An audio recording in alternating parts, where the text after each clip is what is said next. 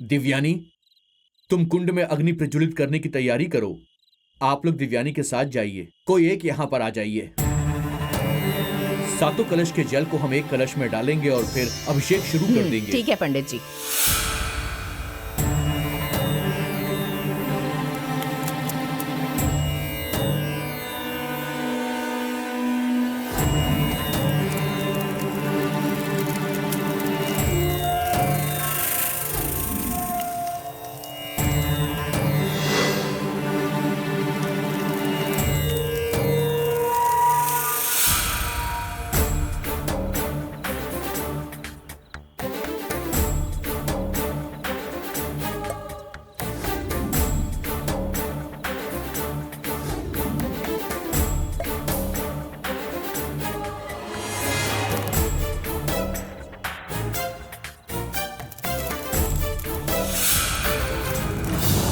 नारायण, यही वो समय है।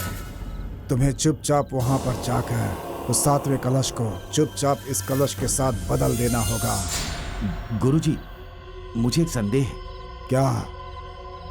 इस कलश को लेकर के अगर मैंने वहां रख दिया, अगर उन्होंने इसका इस्तेमाल नहीं किया तो गुरुजी? ये हो ही नहीं सकता है, क्योंकि 7 कलश से अभिषेक होगा, तभी जाकर के वो पूजा संपन्न हो पाएगी।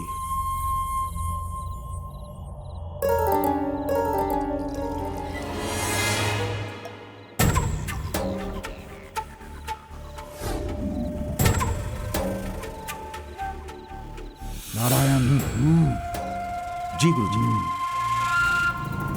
इस कलश के जल को ले जाकर दिव्यानी का अभिषेक करो, फिर अग्नि कुंड में उतरने की तैयारियां शुरू करो। ठीक है पंडित जी।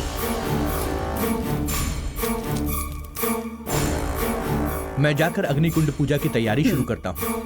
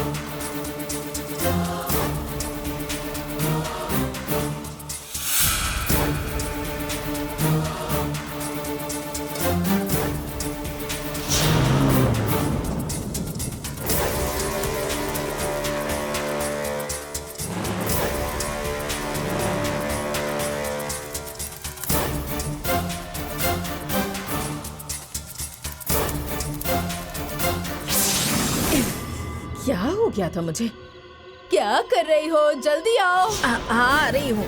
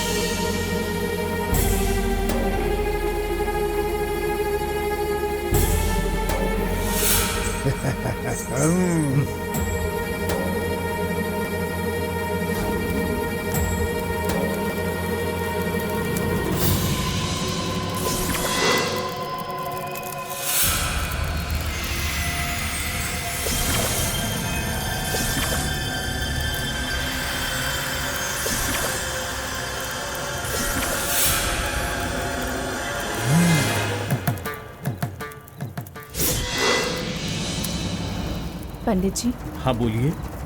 मेरे ऊपर माता जी का हल्दी का पानी छिड़किए।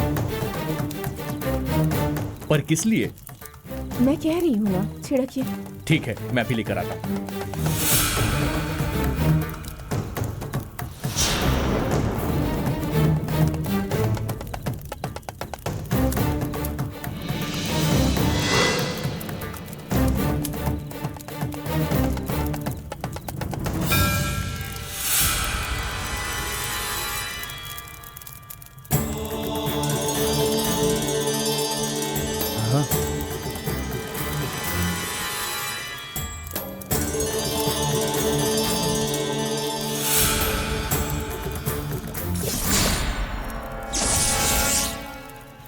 अभूतपूर्व सौंदर्य पालने वाली देवी हो।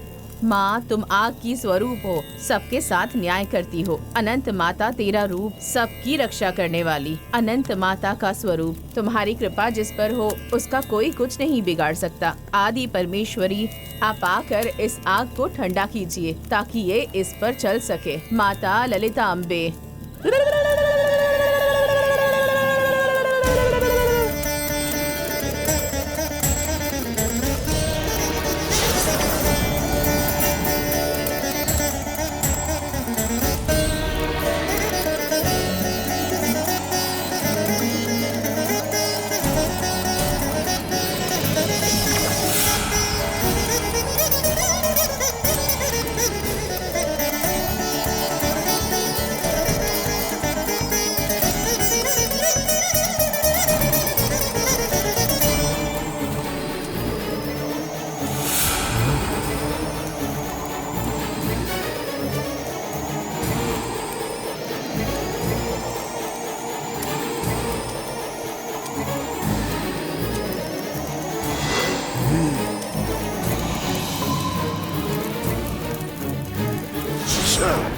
बेटी, तुम्हें कुछ हुआ तो नहीं? क्यों पापा, आप ऐसा क्यों पूछ रहे हैं? नहीं बेटी, मेरे मन में कुछ गलत पैदा हो रहा था, इसीलिए पूछ लिया बेटी। ऐसा कुछ नहीं है पापा।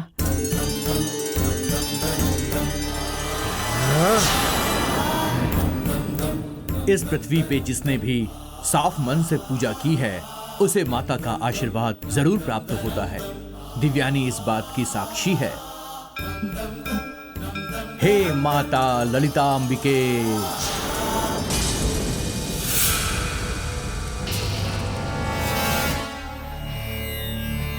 माता का आशीर्वाद रहा तो मैं हर बाधा को पार कर लूंगी पापा। कल नवरात्रि पूजा का अंतिम दिन है दिव्यानी। पूरे विधि विधान से पूजा करने के बाद मूर्तियों को विसर्जित किया तो तुम्हारा व्रत पूरा हो जाएगा। माता के आशीर्वाद से वो भी अच्छी तरह से पूर्ण हो जाएगा। माता सब पे कृपा करे।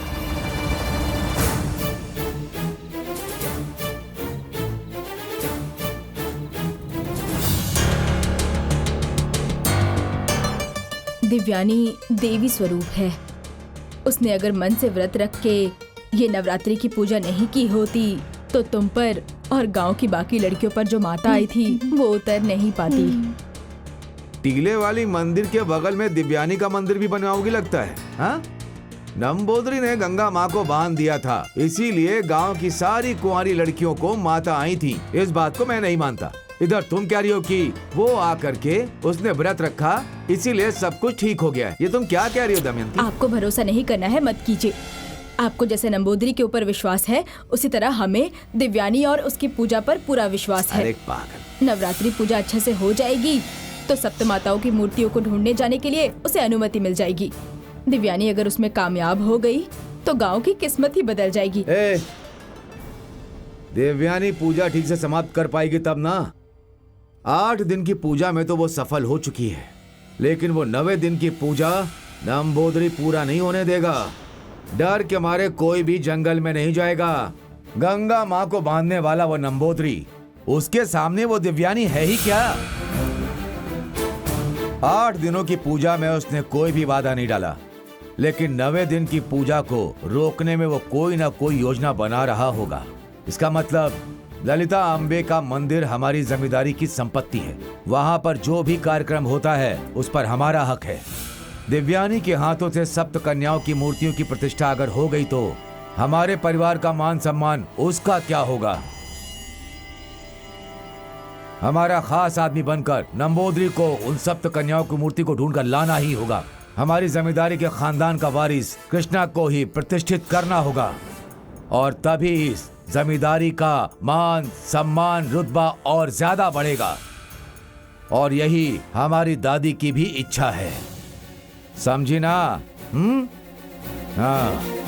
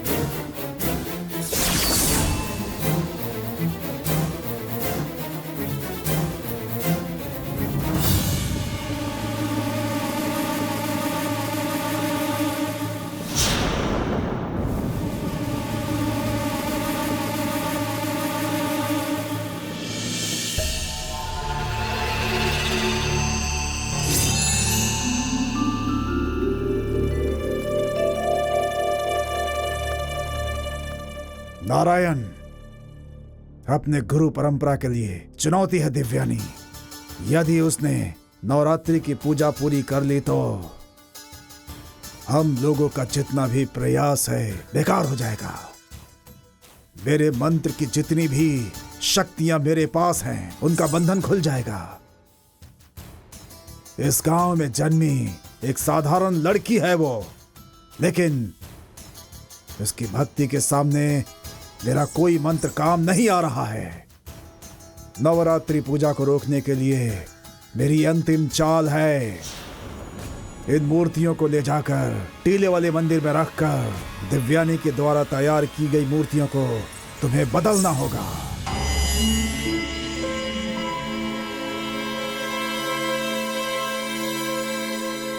गुरुजी, इन मूर्तियों को बदल कर लेकर आया तो क्या होगा गुरुजी? मैं तुम्हें बताता हूं। कल दिव्यानी अपनी बनाई मूर्तियों का अभिषेक करेगी। वो सारी मूर्तियां किसी साधारण मिट्टी से नहीं बनी हैं, टीले के मंदिर की मिट्टी से बनी है ये सारी मूर्तियां। उसे हटा दिया तो दिव्यानी के अभिषेक करते ही ये गल जाएंगी और उसकी पूजा रुक जाएगी। फिर दिव्यानी की शक्तियां कम हो जाएंगी और वो एक साधारण इंसान हो जाएगी। ऐसा हुआ तो सिर्फ मैं ही रह जाऊंगा।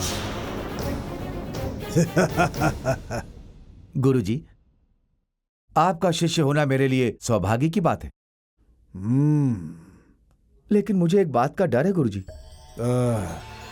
किस बात का डर है? टीले के मंदिर में नागम्मा होंगी। आपकी आंखों के सामने उसने शंकुरी की बलि ली है। उसके सामने मैं क्या चीज हूं गुरुजी? टीले के मंदिर में अकेले जाने से डर लग रहा है गुरुजी।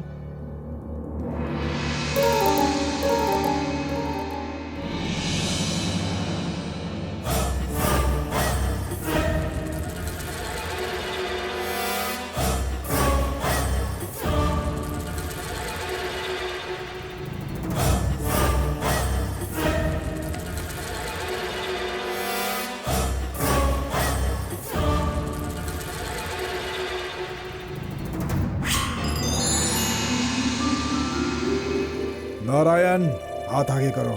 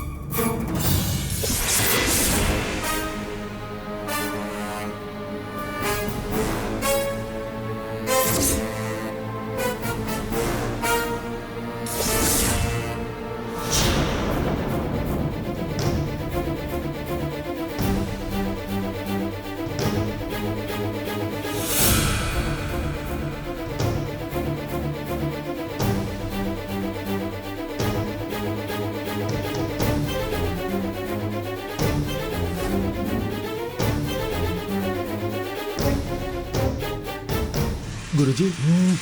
नारायण आ गए क्या?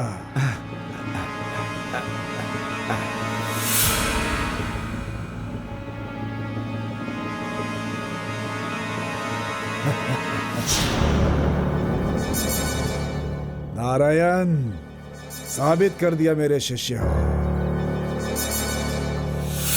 वो दिव्यानी बाधाओं को पार करके इन कन्याओं की मूर्तियों को व्रत रखकर बहुत कष्ट से बनाया है इन्हें। टीले की बनी मूर्तियों को अभिषेक किया तो उसकी पूजा पूर्ण हो जाती। अब ऐसा नहीं होगा। तुम इसे ले जाकर कुएं में फेंक दो। ठीक है गुरुजी। दिव्यानी की पूजा की वजह से जो हुआ वो भगवान की शक्ति वो अब कुएं में गल जाएगी।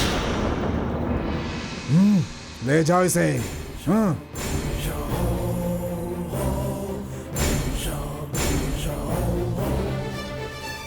दिव्यानी सभी बाधाओं को पार करके आ गई, परंतु आखिरी परीक्षा में वो हारने वाली है। जीतने वाला है कंदलूर खानदान का ये नंबोदरी ही।